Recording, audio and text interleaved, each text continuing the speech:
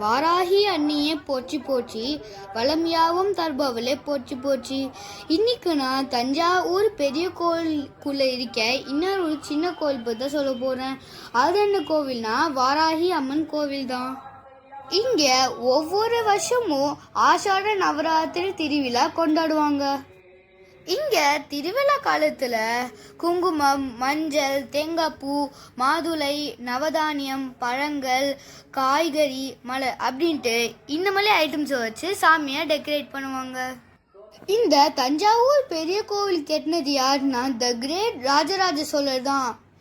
அவரு ஒவ்வொரு போருக்கும் போறதுக்கு முன்னாடி இந்த காடை ப்ரே பண்ணிட்டு போனால்தான் இத்தனை வெற்றி அவர் அடைஞ்சாரு. இந்த நவராத்திரி பூஜை டைம்ல விரதம் இருந்து இந்த அம்மனை வழிபட்டா நல்லதே நடக்கும்ட்டு எல்லாரும் நம்புறாங்க.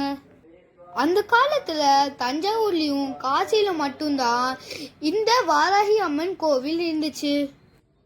ஆனா இப்போ வாராகி அம்மன் கோவில் பல இடத்துல இப்போ வந்துருச்சு.